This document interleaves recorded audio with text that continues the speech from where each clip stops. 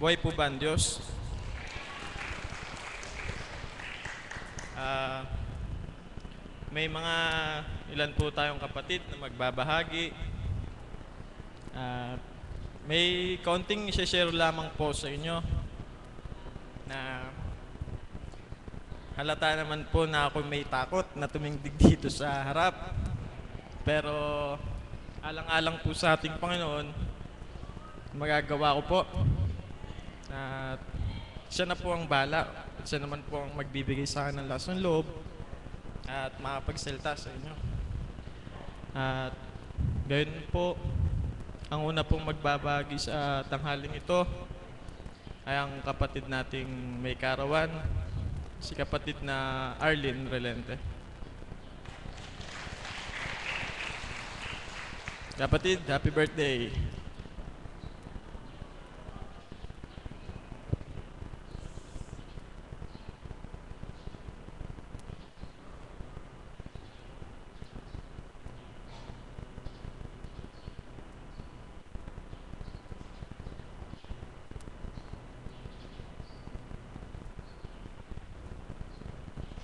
Isang mapagpalang umaga po sa tanghaling ito. Buhay po ba ang Diyos? Buhay po ba ang pananalig at pananampalataya ng bawat isang naririto? Tayo po bang lahat ay nananalig sa ginagamit ng ating Ama sa dakong ito? Amen po ba? Una po sa lahat, nagpupuri at nagpapasalamat po ako sa dakilang Ama sa araw na ito na ipinagkaloob po niya ang muling isang taon na kung papaano nga po magtatatlong taon na po ako bilang isang lingkod sa dakong ito. Sino nga po ba si Arlene na nakatindig sa harapang ito? Si Arlene po ay isang anak na ang sabi nga po ng nanay ko, simula daw po pagkabata, wala daw po siyang naging problema sa akin. So, ibig sabihin po, mabait daw po ako. Amen po ba yun? Subalit, para po sa akin, hindi po ako mabuting bata. Marami po akong pagkakamali, pagkakasala sa ating Ama. Bagamat, bilang isang anak po, bilang isang naging estudyante, wala po akong ginawa noon kundi mag-aral lang, bahay, paaralan lang po. Yun lamang po ang aking ginagawa. Ako po ay lumaki po sa mahirap na pamilya, broken family po. Iniwanan po kami ng aming tatay nung 2 years old pa lamang po ako. Kaya lumaki po ako sa lolo't lola ko. Noong mga panahon po na yaon, nung bata po ako, nagtrabaho po ang nanay ko na stay in po sa trabaho, kaya parang uhaw po ako sa pagmamahal. Mapaghanap ako, maramdamin, sensitive. Kung papaano nga po sa dakong ito, doon ko po naramdaman ang tunay na pagmamahal, paglingap, sa katauhan po ng ating minamahal na Apo Conching. Papaano nga po ba ako natungo sa dakong ito? Bali, year 2010, ang pamilya ko po ay nagtutungo na sa dakong ito, ang nanay ko at iba ko pa pong kamag-anak. Mangilan-gilan pa lamang po noon. Subalit, ako nga po ay sumali po sa isang religious group.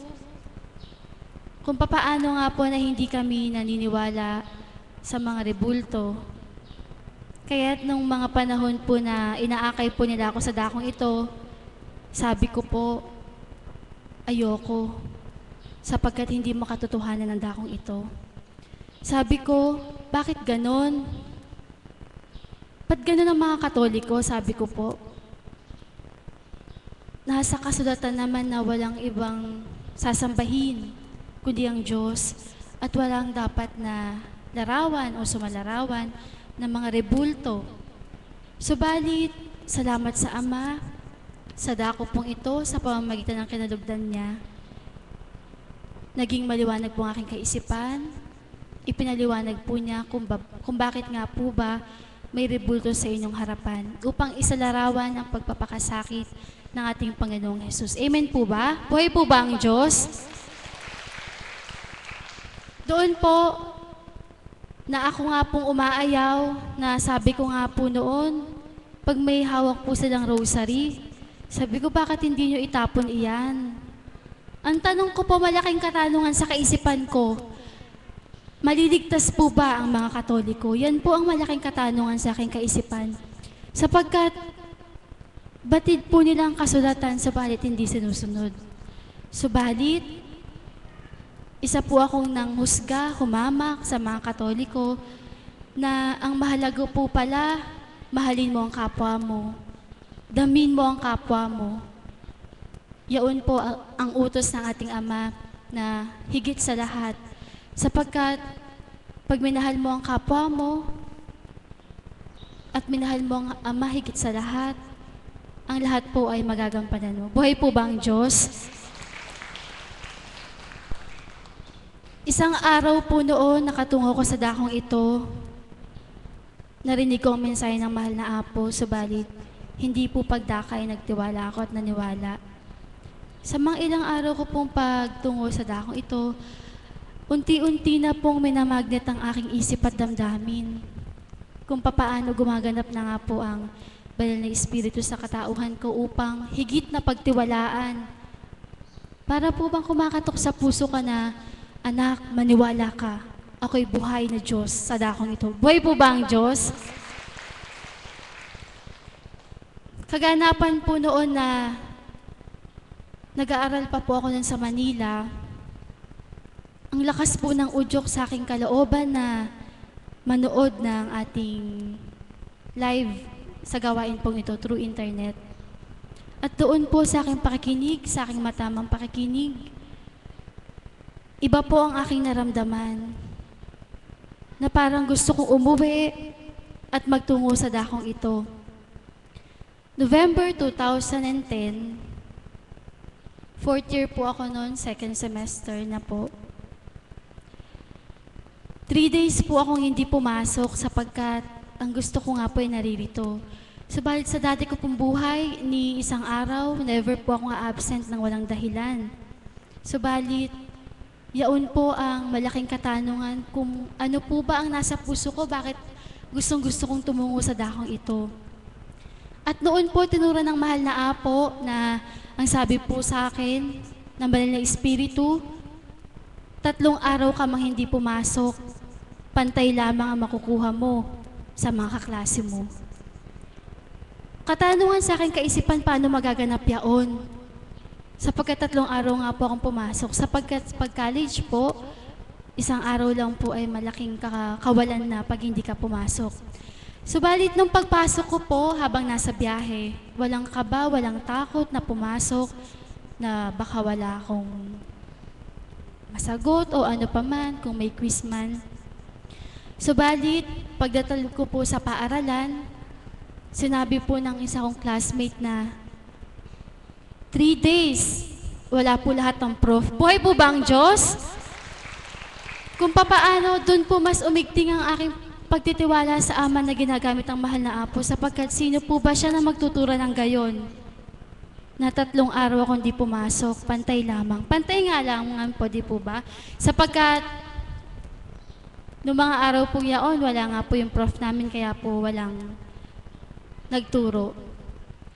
Kaganapan po sa aking buhay last March 2011. Sabi ko po noon, dahil nakadamaw na po ako sa dakong ito, pagka-graduate ko po after nung March nga po na yon, sabi ko po, 1 month, mag-i-stay muna ako sa dakong ito upang magpasalamat, magpuri sa Ama, at upang higit ko pa siyang madama. Subalit, umiral po ang aking pagkatao na parang ayokong mapag-iwanan ng mga kaklase ko. Gusto ko po agad makahanap ng trabaho sapagkat sa mahirap nga pong pinagmulan, wala po akong nilayon kung hindi ang makatulong at maibigay ang para sa pamilya ko. Sapagkat sa amin pong apat na magkakapatid, ako lang po nakapagtapos ng pag-aaral. Kaya gano'n na naman po yung pag-asa ko na parang nakaset na po sa isip ko, ako ang pag-asa para sa amin. Bilang pagkatao po yaon. Subalit ang plano nga po ng tao, hindi plano ng Diyos. Amen po ba yun? Katanungan po sa inyo, masaya po ba ako sa buhay ko ngayon? Hindi po ba ako nanghihinayang na bakit naririto ako? Hinding-hindi po. Sapagkat hindi mo masusumpungan ang tunay na kaligayahan, kaliwanagan ng kaisipan. Batid ko po na hindi malirip ng lahat ang aking nararamdaman. Subalit sa mga may pandama po na patuloy ang pagtungo sa dakong ito, inyo pong batid kung bakit tayo nananatili. Amen po ba? So, nung pagka-graduate ko nga po, hindi po ako tumalima sa udyok ng aking kalooban na makatungo muna ng 1 month dito. Kaya nag-apply po agad ako ng trabaho. Sa pag-apply ko po, dun sa pinakahahangad kong kumpanya, sapagkat nabatid ko po malaki po ang sahod doon. Siyempre po, bilang isang nangangarap, sino po ba maghahangad ng maliit na sahod? Amen po ba? So, nung mga time po na yaon, lumuwas po ako. Bali, 6 po kaming mag-a-apply. So, sa pag-a-applyan po namin, on that day din po malalaman yung result kung pasado po sa first step. Sabi ko po sa isip ko noon, pag hindi ako pumasa, lalong hindi papasa yung mga kasamahan ko. Dahil mayabang po ako, feeling ko po magaling ako pero hindi naman. Tapos po nung after na po ng exam, nagtatanungan po kami. Mayabang po kasi ako, sabi ko madali lang po yung exam, kayang-kaya, sabi ko po. Tapos po nung sinabi na po yung resulta sa amin pong 6, ako lang di pumasa. Buhay po ba ang Diyos? Anong naramdaman ko po? Gusto ko na pong mag-disappear. Gusto ko nang mawala sa mundo. Sapagkat pinangako ko po sa nanay ko, hindi ako uuwi hanggat wala akong trabaho. Yun po yung pinangawakan ko. Sapagkat gusto ko pong maipagmalaki sa kanila na kaya ko, na may maibibigay ako, na may magagawa ako para sa kanila. Nung naganap po yaon, parang katapusan na po ng mundo. Kumakain po kami, nakangiti ako pero ang puso ko parang dinudurog sa sakit, sa hirap ng kalooban. Sapagkat ako po yung taong hindi ko kayang ma-reject, nasasaktan po ako na ma-disregard, nasasaktan po ako na kapag binabaliwala ako ng kapwa ko. Yun po yung damdamin ko bilang tao.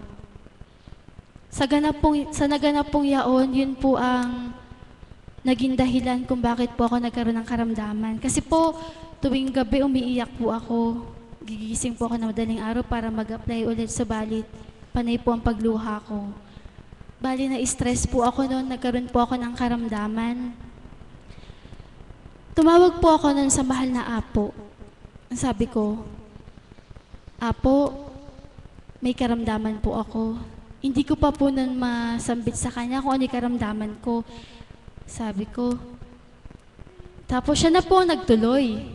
Sabi niya, anak, Bell's palsy. Buhay po ba ang Diyos? Hindi ka man nasilayan, subalit ang Espiritu niya nakasisilay sa iyo. Hindi mo man sambitin, batid niya ano karamdaman mo. Bell's palsy po ang naging karamdaman ko na nakikibit po yung mukha ko, hindi nagfa-function yung kalahating mukha ko.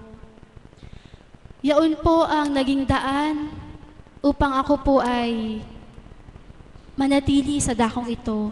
Nag-shampoo ako, nagbanyos ako sa kapangyarihan, sa kabutihan ng ating Ama. Nakamtan ko po ang kagalingan sa loob po ng 9 na araw. Doon po nagsimula na higit ko pong maramdaman, makilala ang ating Diyos. Subalit, sa kabila po ng pagkilala sa Kanya, sadyang may pinagdaraan ng pong pagdalisay. Nagtatanong po yung mga kapamilya ko, magaling na daw po ako, bakit? Bumabalik pa daw po ako dito. Magaling na daw ako. Ba't nananahan pa rin ako dito? Dumating po sa point na nagkaaway-away po sila dahil lang po sa akin. Na yung tito ko, yung lolo ko, nagtatanungan sila, bakit sinasayang ko daw yung buhay ko dito? Ba't di daw ako magtrabaho? Kabata ko pa. Sayang daw po yung pinag-aralan ko. Sayang daw po yung talino ko. Malaking katanungan po sa kanila. Subalit, buhay ang Diyos. Sapagkat unti-unti po ang mensahe na banal na Espiritu sa kataon ng mahal na apo, anak. Unti-unti kong aakayin ang pamilya mo sa dakong ito na ngayon po ay nagaganap. Buhay po ba ang Diyos? Na kung papaano po kung sa dati, pag umuwi ako, ayokong nakikita nila ako sapagkat tanong ng tanong. Subalit ngayon, sila pa po yung nagtatanong, okay lang ka pupunta doon?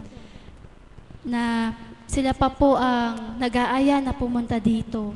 Sapagkat ngayon po, ako po ay nananahan sa dormitoryo, sa dakong ito, na nagpapasalamat sa Ama sapagkat naging kabahagi ako sa gawain po niya sa ubasang ito. Ngayon po, yung tita ko nga po na nagsasabi sa akin na, ano bang ginagawa mo doon? Ba't di ka pa magtrabaho? Isang araw po, siya po yung napilay. Siya po yung nabalian ng buto sa paa na nakadama sa ating mahal na Ama. Na sa kaganapan pong yaon, hindi ko po sinisi ang Ama ba't naganap yun, kundi pinagpasalamat ko pa. Sapagkat kung walang kaganapan, kasi po kung simpleng karamdaman lamang, hindi po magtutungo dito, magpapadoktor. Subalit sa kabutihan po ng Ama, walang gamot na nilagok, kundi ang salita ng Ama na tuwirang nagpahilom sa sugat, sa buto po. Imagine niyo po na putol po ang buto na pag susugpungin po ng Ama. Gaano kadakila ang buhay na Diyos sa dakong ito. Amen po ba yon? Kaya po sa ating lahat, ipagpasalamat po natin kung ano man po ang kadahilanan kung bakit po tayo naririto. Inyo pong damhin ang kaloob ng Diyos sa dakong ito na maraming patotoo na ikaw mismo ang makakadama ng Diyos ay buhay. Amen po ba? Ngayon po may pinagdaraanan man, subalit, ano po ang mensahe na dinadatal sa aking kaisipan? Anak, ang lahat ay kapahintulutan upang sa gayon, sa mga anak kong natutulog ay magising sa katotohanan. Buhay po ba ang Diyos? Bilang isang lingkod po, ano po ba ang kagalakan ko? Kagalakan ko po na ang mga minamahal ko sa buhay ay makakilala, makadama sa kung ano nadama ko, makatanggap kung sinong tinanggap ko. Sapagkat batid ko na wala na pong higit na mahalaga kundi ang makilala mong Diyos na buhay. Sapagkat batid po nating lahat na ang lahat sa atin ay may katapusan ng buhay. Amen po ba yun? Kaya kung papaano ang pinagmulan natin, doon po tayo babalik. Kaya wala po tayong dapat na gawin, kundi ang magmahal, umunawa, lumingap. Bagamat kung minsan man po tayo tinatalo, tayo tinutukso, gawa po ng pagkatao natin, nawa po ang bawat isa sa atin ay malabanan po natin yaon. Sapagkat yun po ang panawagan sa atin na kung kailan ka lumalapit, kung kailan ka kumakapit sa Kanya, andyan ang mga pagsubok kung totoo ka nga bang nakakilala. Kaya lubos po ang aking pasasalamat sa dakilang Ama. Ang hiling ko po sa Kanya ay patuloy akong puspusin ng Kanyang banal na Espiritu. Sapagkat kapag puspus ka ng banal na Espiritu, ang lahat na pawang mabuti ay siya mong matutupad. Buhay po ba ang Diyos? Sa kapahintulutan po ng ating Ama, ako po ay naging isang choir.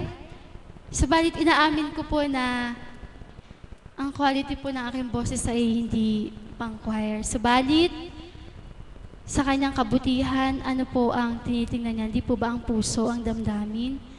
Kaya sa mga sandali pong ito, nasa ko po sanang handugan ng awitin ng ating Panginoon. Kung papaano ako po kinakabahan sapagkat first time ko pong umawit sa harapan upang mag-alay sa ating Ama. Buhay po ba ang Diyos?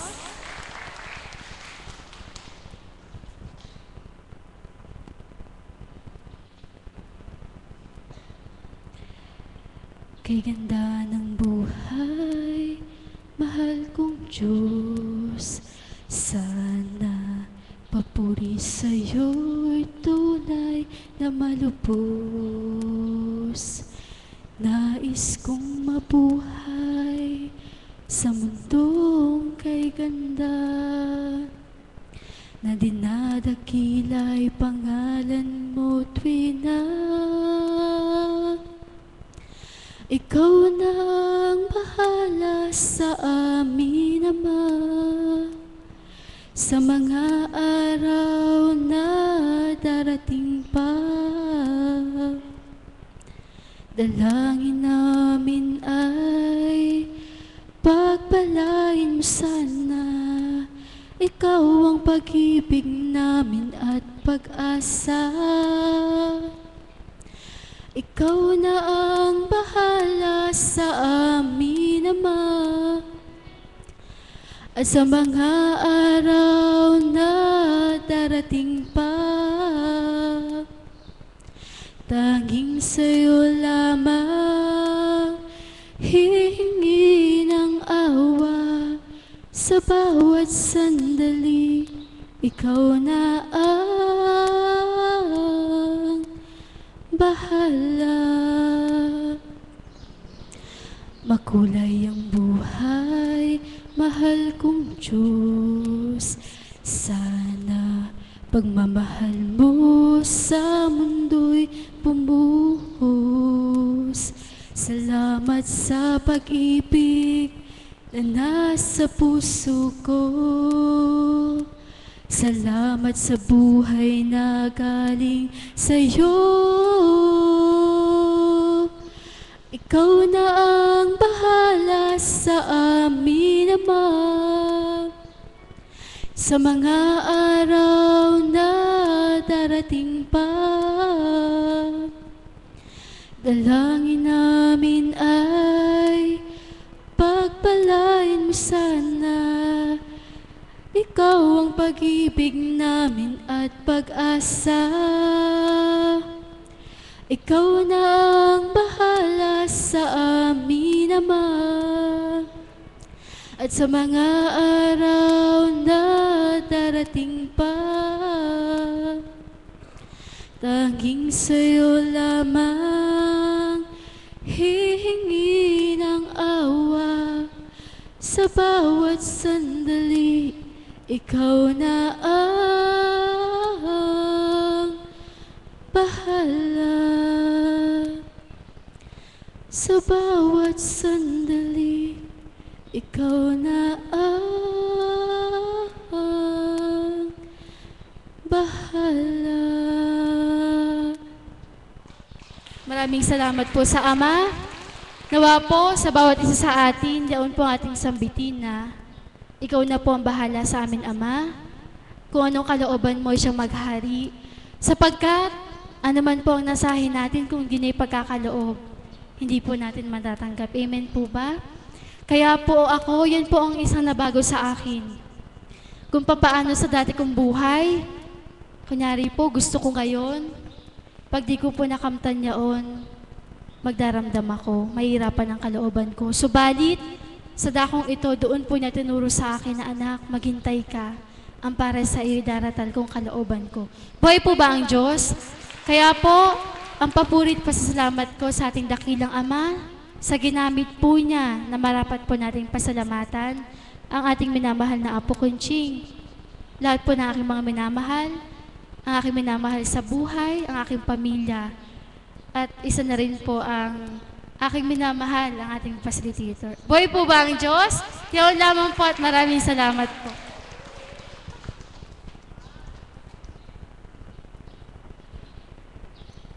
Napakaganda pala ng tinig mo, kapatid. Amen po ba yan? Tunay nga po yung kanyang isinero na habang tayo lumalapit, tayo po'y lalapitan pa rin ng mga pagsubok. Doon pa po siya mas lalapit.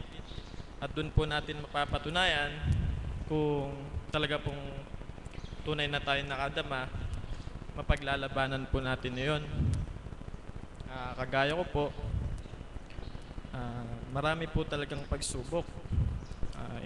Ihahalimbawa ko na lang po itong pagpapacilitator ko na po dahil po sa Panginoon, pinaglabanan ko po at ngayon nakatindig ako dito. Yun lang po. At ang susunod po nating magbabagi ay ang anak ng kapatid na Caps Johnny. Magantog po siya ng awitin.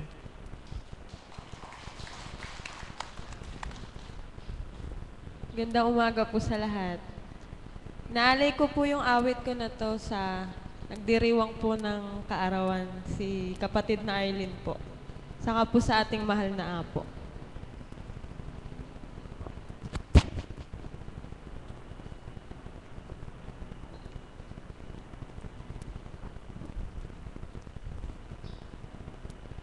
Kung itong aming paglalayaan inabot ng pagkabagabag, naway mabanagan ka, inirang natala ng umaga. Kahit talon man ng pangamba, di alintana sapagkat naroon ka, ni unos ng bigati at kadiliman ng gabi. Maria, sa puso ninuman, ika'y tala ng kalangitan.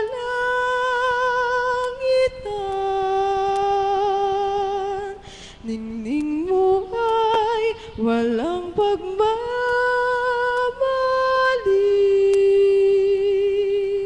inang sinta, inang ginigiliw.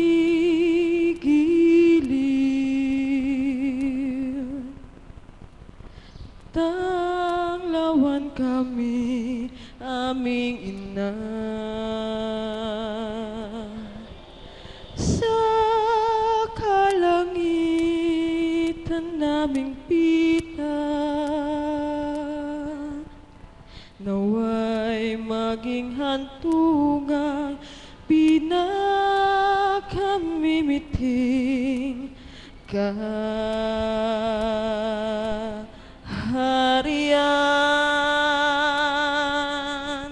Maria, sa puso ninuman, ika'y tala ng kalangitan.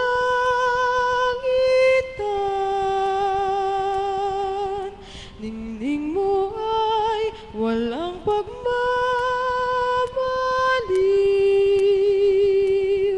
inang sinta, inang ginigiliw.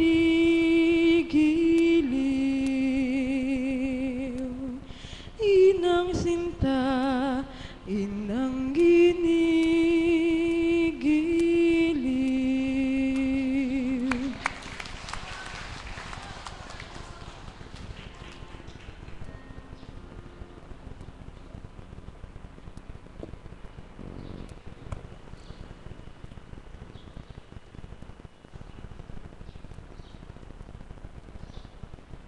Look at me, you may think you see who I really am, but you never know me. Every day it's as if I play a part. Now I see, if I wear a mask I can fool the world, but I cannot fool my heart. Who is that girl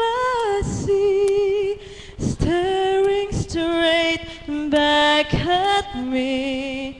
When will my reflection show who I am inside? I am now in a world where I have to hide my heart and what I believe in, but somehow I was sure the world was inside my heart and be loved for who I am. Who is that girl I see staring straight back at me? Why is my reflection somewhere I don't know? Why must pretend that I'm someone else for all time? When will my reflection show who I am inside? There's a heart that must be free to fly, that burns with a need to know the reason why. Why must we all conceal what we think, how we feel? Must there be a secret unfolds to hide? I won't pretend that I'm someone else for all time. When will my reflection show who I am inside? Maraming salamat po.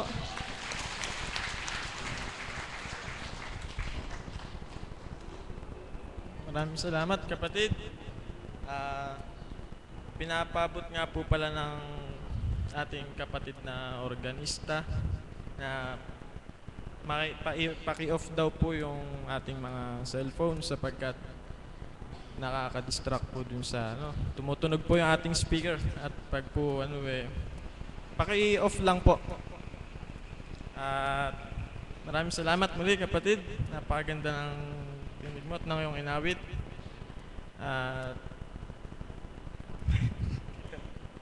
At ang sunod po nating magbabagi ay ang kapatid na Nanay Mirna.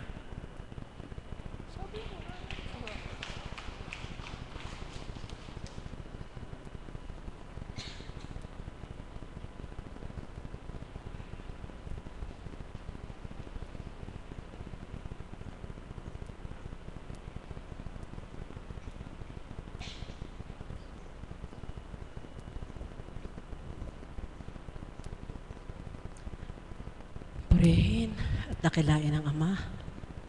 Salamat po, Ama, sa mapagpalang araw na ito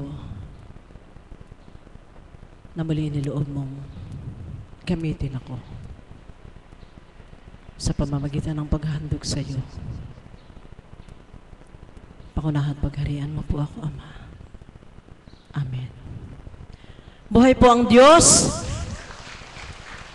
Nakakagalak naman po ang panimulang pag-facilitate ng anak na Argel.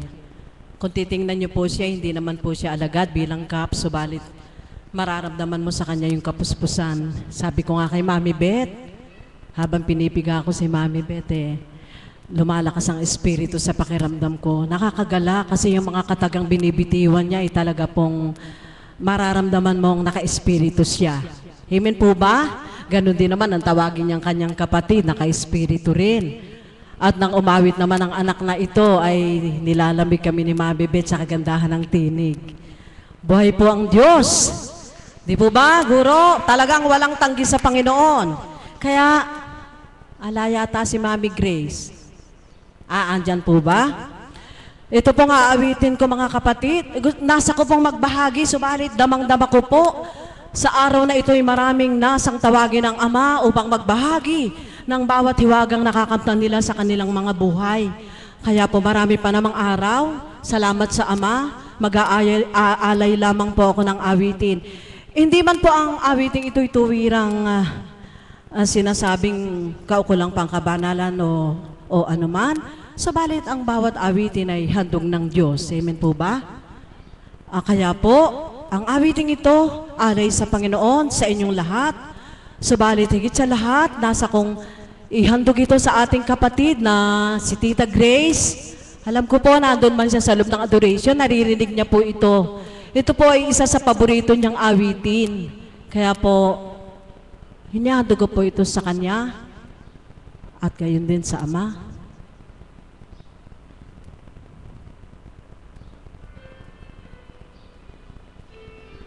Salamat po, Ama. Salamat sa iyo.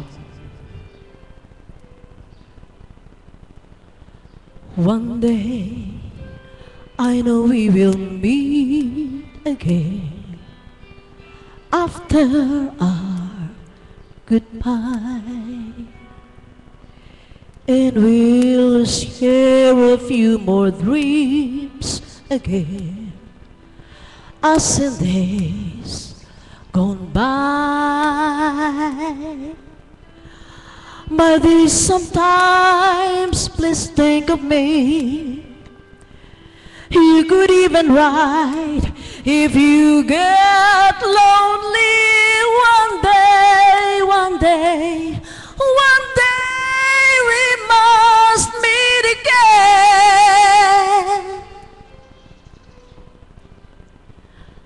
One day, if you should come back to stay, you'll find I am true.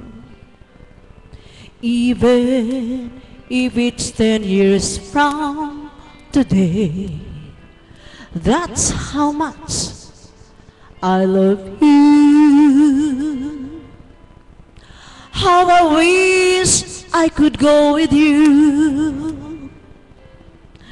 But our memories, they'll have to make do one day, one day, one day we must meet again.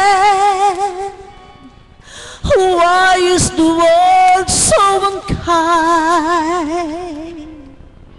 And I search until one day I found true love and happiness, only to be taken away.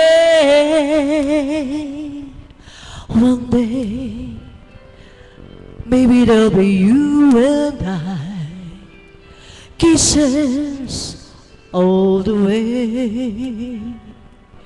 No more blue days and no more goodbye. It must come someday.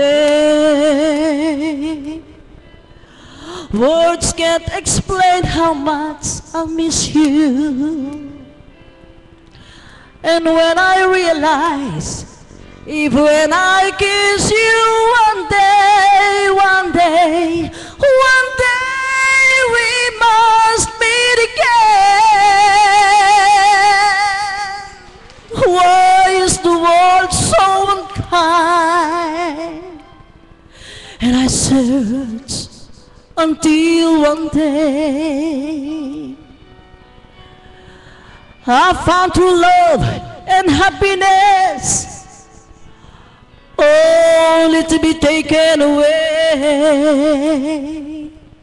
One day, maybe there'll be you and I, kisses all the way. No more blue days and no more goodbye. It must come someday. Words can't explain how much I miss you. Maybe you'll realize if when I kiss you one day, one day, one day, we must meet again.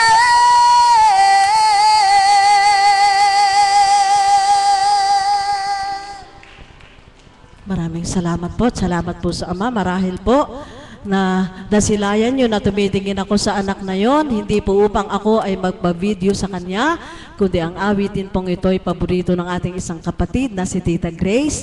Kaya po, nasa niya po mamaya itong pakinggan at panoorin. Maraming salamat po. At muli, purihin at dakilain ka, Ama, sa bawat araw na kaloob mo, na maging kabahagi kami sa pangkabanalang gawain mo. Salamat po, Ama. Purihin, purihin, purihin ka at sampahin. Amen. Salamat po, Nanay Mirna. Mayroon po bang gustong magbahagi sa mga tagasunod? Sa mga kapatid ko pong Caps. 1, 2, 3. Ay. Kayo po.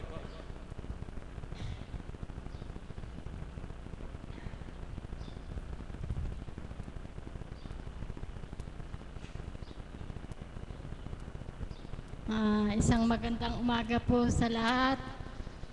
Ako'y nagpupurit, nagpapasalamat muli sa ating Panginoon, sa ating apong kuntsing na kinalagdan na pinapanaugan ng banal na Espiritu upang ipahayag sa atin araw-araw. Nagpapasalamat po ako sa ating Amang Panginoon at ako'y binigyan niya ng karamdaman. Isa pong daan para makalapit ako sa Kanya. Maraming pagdadalisay ang ating Ama. Alam niyo po na alam kong dinadalisay niya akong mabuti. Kung saan ako mahina, doon niya ako dinadalisay.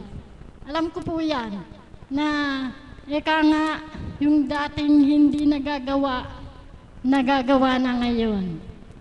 Yung dating hindi mapagmahal na sa kapwa.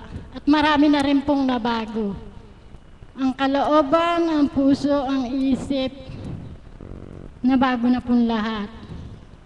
Tunay nga po na kung dati man, yung hindi ko nagagawa ko na ngayon. Subalit, alam ko na yung pagdadalisay niya sa akin, halos linggo-linggo may pagdalisay siya sa akin. Katulad nga lang po nung isang araw kamakalawa. Aalis na kami, may dumating. Sabi ko, aalis na kami. Pasensya na kayo, bumalik ka na lang bukas. At obligadong banyusin ko, mahuhuli. Tunay nga pong kinabukasan, nagbalik. Noon naman pong pumunta ako dito, si kapatid na Marisa, nag-share siya. Pero tamang-tama sa aking katanungan sa Panginoon. Sabi ko, Panginoon, alam mo kung saan ako mahina, doon mo po ako dinadalisay. Pero alam ko po na yung pagdadalisay mo na yan, tutulungan mo ko.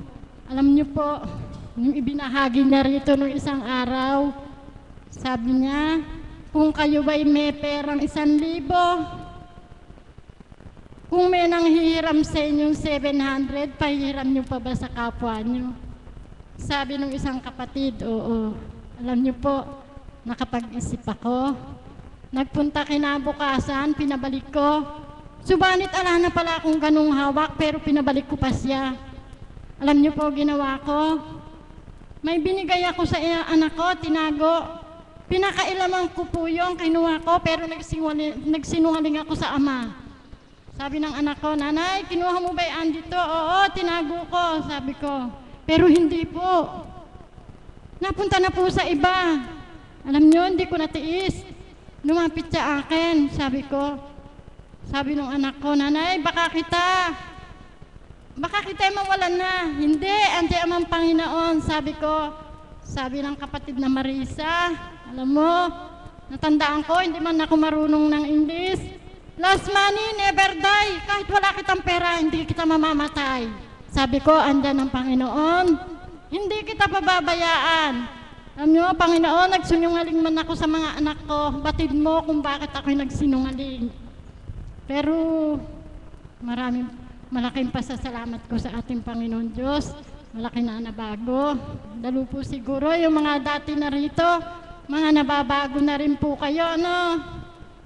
Pero po ako, dati kuminsan hindi ako nakakatulog, pero nung isang gabi, hindi po ako nakatulog, pero kagabi, maayos ang pagtulog, nagagalak, at ako lubos na nagpapasalamat sa ating Panginoon Diyos. Naawa ng Diyos, dinala niya ako dito, maraming bagay na natutunan, at wag po natin kalimutan, pagmamahal sa kapwa. Yun lang po't maraming salamat.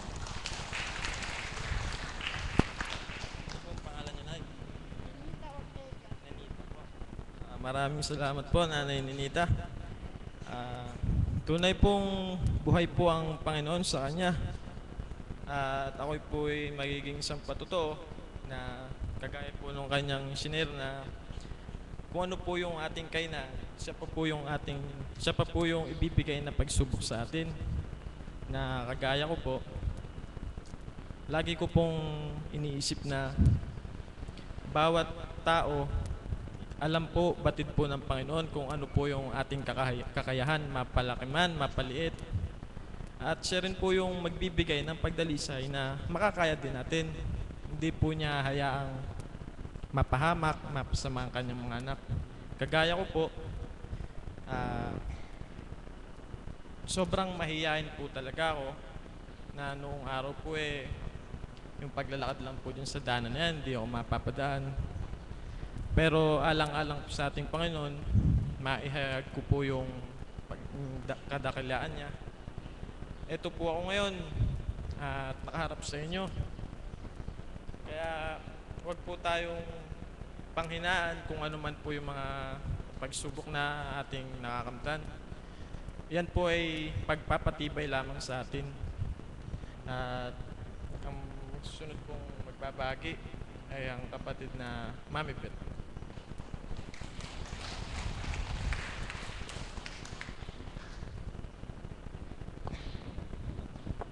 Salamat po amin dakilang Ama sa araw na ito na ibinigay mo sa bawat isa sa amin, sa pag-aakay mo sa mga anak mo sa banal na lugar na ito, sapagkat batid namin na ang bawat isa sa amin ay iyong paborito. Kaya ginabayan mo ang bawat isa na makarating sa banal na lugar na ito. Nawa po sila ay umuwi, mamaya napuspos ng kagalakan ng kanilang puso at hindi kayo makalimutan bilang Diyos na buhay. Palakpakan nga po ulit natin ang ating Panginoon. This is the day that the Lord has made. Di po ba? Ano nga po ba yung lyrics nun? This is the day that the Lord has made, that the Lord has made. We will rejoice, and we're glad you're here, and we're glad you're here. For this is the day that the Lord has made. We will rejoice, and we're glad you're here. This is the day that the Lord has made. One more time, and this is the day. This is the day that the Lord has made, that the Lord has made. We will rejoice, and we're glad you're here, and we're glad you're here. For this is the day that the Lord has made. We will rejoice, and we're glad you're here.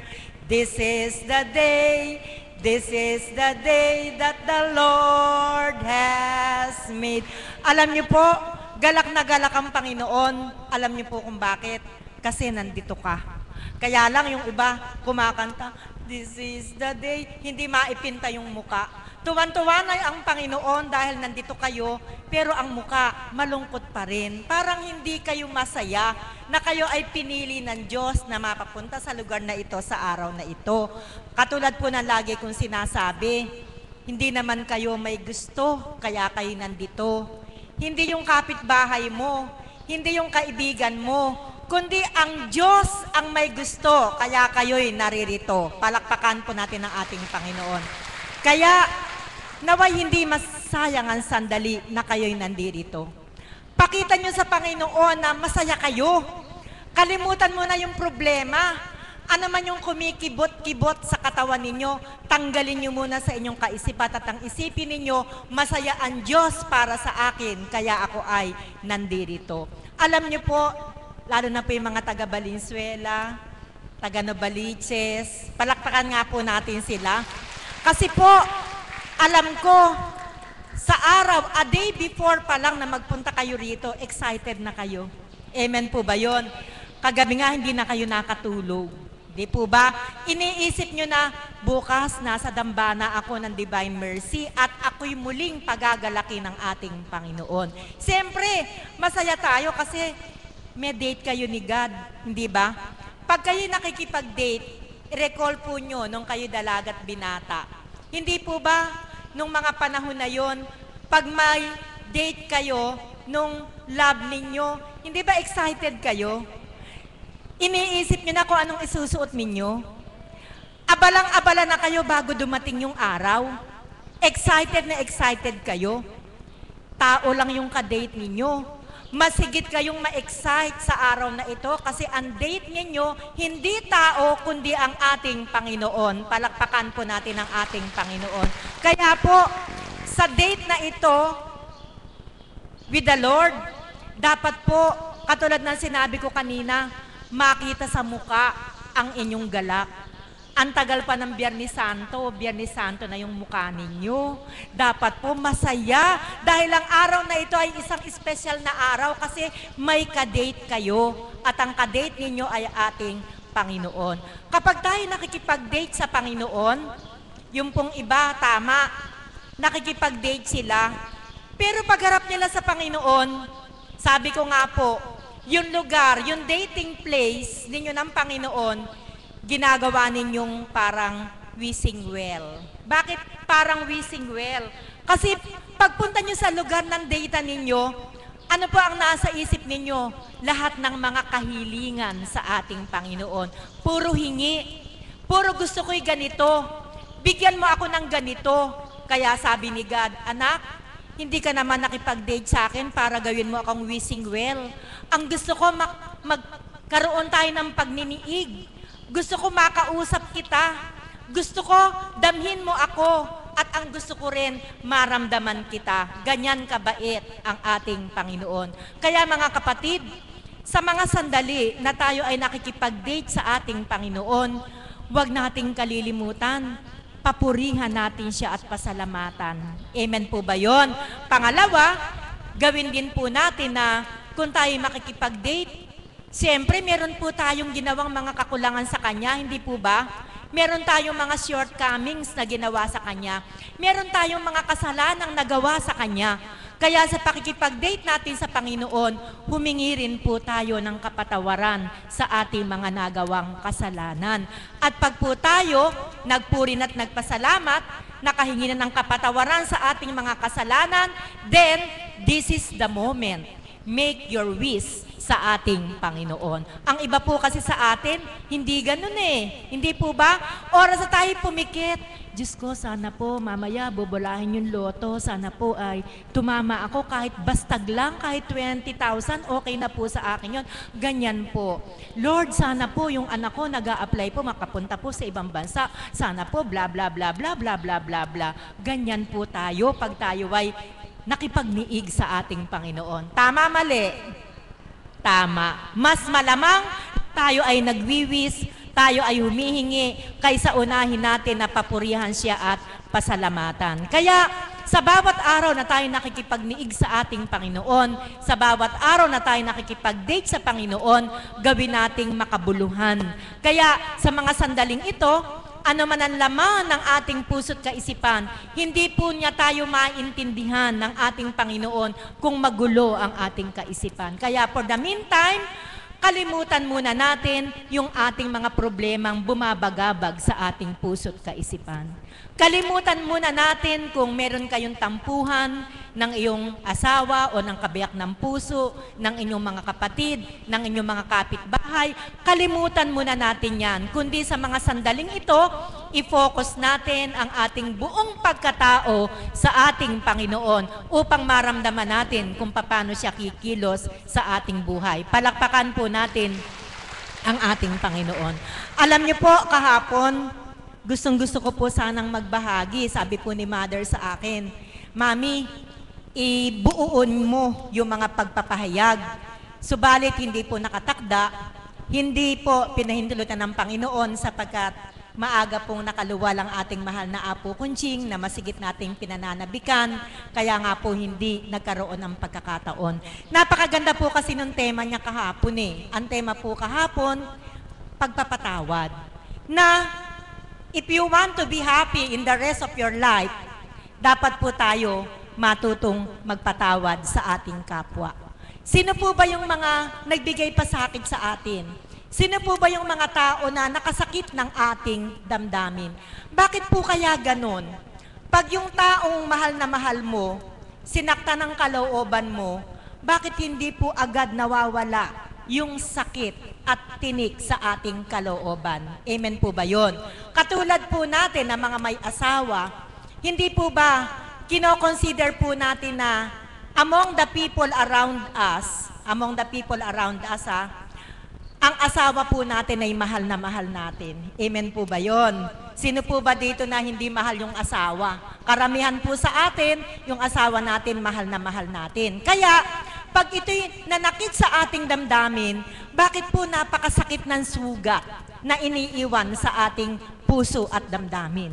Pero napakahirap po sa isang tahanan kung saan kayo magkasama, yung taong mahal na mahal mo, na nakasakit sa kalooban mo, ay hindi mo binabati. Amen po ba yon? Nakakatulog ba kayo ng mahimbing pag magkagalit kayo ng asawa nyo? Hindi po ba nagngingit-ngit yung kalooban natin? Napakahirap po sa sitwasyong ganun, sapagkat walang kapayapaan sa iyong puso't kaisipan, sapagkat ang nagahari ay ang puot at galit sa inyong puso. Lalo na po kung halimbawa, hindi mo alam na nasa baba na siya. Tapos, siyempre, nagpapa-cute ka, gusto mo lapitan ka, gusto mo suyuin ka. Nung bumaba ka na, siyang paglabas sa CR, napakahirap po ng sitwasyon na magkakasalubong kayo. Hindi po ba? Hindi mo alam kung paano mo siya lilihisan. Mga kapatid, ang ganong ugali po pala, yung po pala ay ugali ng wala pa sa Panginoon. Amen. Sapagkat, ang dapat po pala, ang galit at hinanakit ay hindi pinagpapahinga sa ating puso't kalooban. Dapat po pala, ito ay madaling napapawi at hindi natatanim sa ating puso't kalooban. Sapagkat, sino po ang nagdudusa? Nagagalit ka sa isa kapwa mo, samantalang yung kapwa mo, napakahimbing matulog, napakasarap kumain. Sino talo? Ang talo, yung taong may galit. Kaya po ito po ay hindi po yan healthy sa katawan natin. Ang utos po ng Panginoon, huwag tayong magtanim ng galit, matuto tayong magpatawad. Isang karanasan lang po ang akin pong naranasan. Meron po akong, sabi nga po ni Mother, bawal magbanggit ng pangalan. Meron po akong isang relative. Hindi nyo po alam kung ano siya, kung in-laws ko ba or whatever. Hindi ko po alam kung bakit siya sa akin galit. Wala naman po akong alam na dahilan. Natanong ko na po yung lahat ng mga taong malalapit sa kanya kung bakit siya sa akin nagagalit. Wala rin po silang masabi. Napakahirap po eh. Bakit po? Naglilingkod ako sa Panginoon. Nakatira kami sa isang compound. Minsan hindi maiwasan, paglabas ko ng gate, makakasalubong ko siya. Hindi po niya ako binabati. Nang dahil ako nga po ay naakay na ng Panginoon sa banal na lugar na ito, ako na po yung gumagawa ng paraan para kami ay magkabati. Hindi naman po kasi ako galit sa kanya, siya lang ang galit sa akin na hindi ko naman alam kung ano yung dahilan. Minsan po, magkakasalubong kami, sasalubungin ko na siya para po kamayan, yakapin ko. Alam niyo po ang ginawa niya. Nung pong mga 5 hakbang na lang at magkakasalubong na kami, bigla po siyang lumihis ng dadaanan. Medyo may sakit po sa kalooban, sapagkat ako na yung gumagawa ng paraan Bakit ganun pa rin po yung ginawa niya sa akin? Alam niyo po, dumulog ako sa Panginoon na sana ano man yung galit niya, mapawi, sapagkat ako naman ay hindi galit sa kanya. Pangalawang pagkakataon, paglabas ko ng gate na ganyan, paglabas ng paa ko, paparating siya. Umisip na naman po ako ng paraan. Sabi ko, taon, may dala akong aklat. Yung aklat na ginawa ko dito sa dambanang ito, sa piling ng Espiritong Banal. Inoffer ko po sa kanya. Sabi ko, pag wala kang ginagawa at tapos ka na ng mga gawain mo, ito yung aklat, basahin mo. Sabi ko pong ganon. Alam niyo po, dire-diretso. Sabi po niya sa akin, sige, yun lang po, sige. Pagkatapos po, dumaan na po siya dun sa harapan ko. So nabigo na naman po ako. Dasal na naman ako. Sabi ko, Lord, humanap na po kayo ng paraan sapagkat nahihirapan yung kalooban ko sa ganitong sitwasyon. Dumating po yung kaarawan ng aking kabiyak ng puso. November 8 po yung kaarawan niya. Yun namang asawa niya, November 9. Magkapatid po yun eh. So alam niyo na po kung ano ko yung babae na yun. Magkapatid po yung asawa naming dalawa. Nagkatay po kami ng baboy. Como birthday po kinabukasan, ang ginawa po ng mister ko sa kinatay na baboy, yung pong parte ng ulo, saka mga lamang loob at isang pigi yata, ibinigay. At sinabi sa kanya na, birthday mo bukas utol, paluto mo para meron kayong pagsalu-saluhan ng mga kaibigan nyo. Alam nyo po, buhay ang Diyos, yun lang po pala ang kaparaanan para batiin niya ako. Palakpakan po natin ang ating Panginoon. Kaya sabi ko po sa sarili ko, kung alam ko lang na baboy lang ang katumbas para batiin niya ako, sana ka ako noong pa nagpakatay na ako. Yun po, yung naging daan para kami magkabati. At hanggang ngayon, ayun po, awa po ng Diyos, naging okay na kami. Pag po ipinapanik niya yung sa amin yung mahal na Birheng Maria, member po sa ng Legion of Mary. Nako, may kapitbahay ako dito, nagkaroon siya ng tip, ganun pala kayo nangyari. Huwag mo na ibibida ha, tapos na yun, wala na yun, okay na kami, baka manariwa na naman, tapos na yun. Sa madalit salita, naging maganda na po ang aming relasyon. Pag binababa sa amin yung Black Rosary, nagkakaroon po ng Bible sharing, naririnig niya kung paano ako nagbabahagi, unti-unti po, napalapit po ang kalooban niya sa akin. Pero ako, hindi ako lumalayo sa kanya. Never po ako naging malayo sa kanya. Kaya ganito po pala mga kapatid, pag may mga ganyang pagkakataon sa buhay natin, wala pong ibang makagagawa ng paraan para maayos ang kalooban ng bawat isa, kundi ang Panginoon lamang. Palakpakan po natin ang ating Panginoon. Gumawa na po ako ng mga paraan bilang tao. Subalit nang naging marubdob ang pananalangin po ko para kumilos ang Ama sa isang simpleng bagay, kumilos siya na isaayos ang lahat. Ngayon po, okay na kami. So sa madalit salita, mga kapatid, para hindi na po ang sugat ay muling magbalik sa ating puso at umantak muli ang ating kalooban. Sino man po ang nakasakit sa ating kalooban, pag ito'y pinatawad, forget. Hindi po pwede yung katulad po ng sinabi ni Mother kahapon na yun daw pong iba sa atin, nagpapatawad, pero sinasabi, pinatawad na kita, pero hindi ko makakalimutan yung ginawa mo sa akin. Hindi po isang tunay na pagpapatawad yan. When you forgive, forget.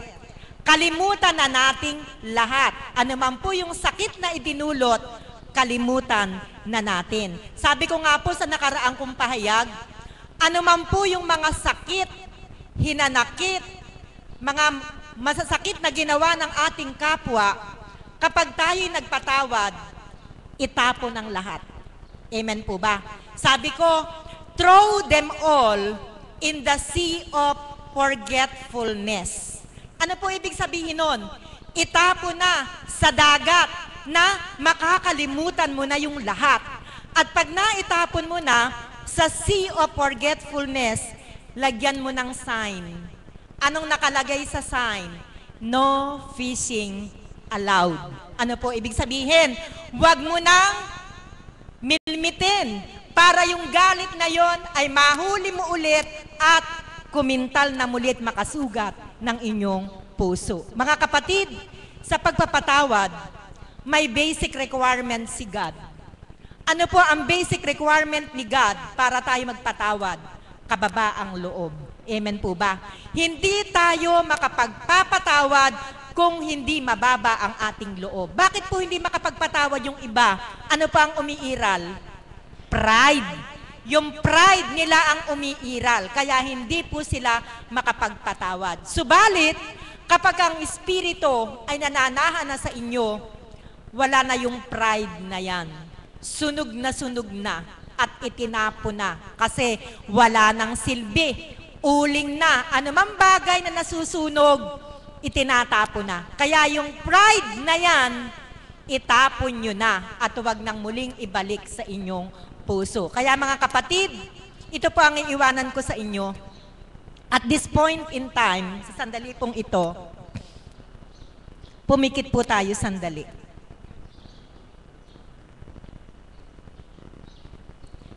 Isipin po natin yung mga taong nakasakit sa ating damdamin. Mga taong hindi mo mapatawad, sapagkat kung lilimiin mo, sadyang napakasakit ng ginawa sa inyo.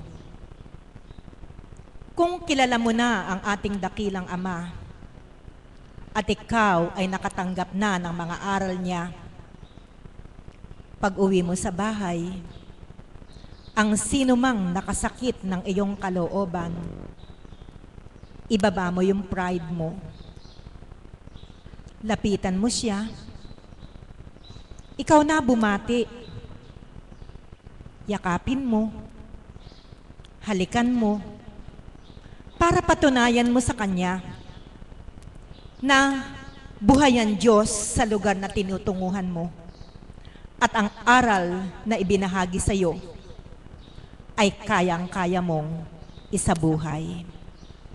Mga kapatid, ang pagpapatawad ay hindi lamang sa panahon ng Kwaresma, kundi ang pagpapatawad ay dapat nating ginagawa sa bawat araw ng ating buhay sa tuwinang may nakasasakit ng ating kalooban. Kapag ito'y nagawa mo, patatawarin ka ng Diyos sa lahat ng mga pagkakasalang ginawa mo. Naway hindi siya mabigo. Mamaya pag uwi mo, batiin mo na sila. Yakapin mo, halikan mo. Tanda ng pagsuko, hindi sa tao, kundi sa Ama na may lalang sa iyo. Magandang umaga po at maraming salamat. Magstayo na po ang lahat at ating awitin ang pananalangin itinuro sa atin ng Panginoon.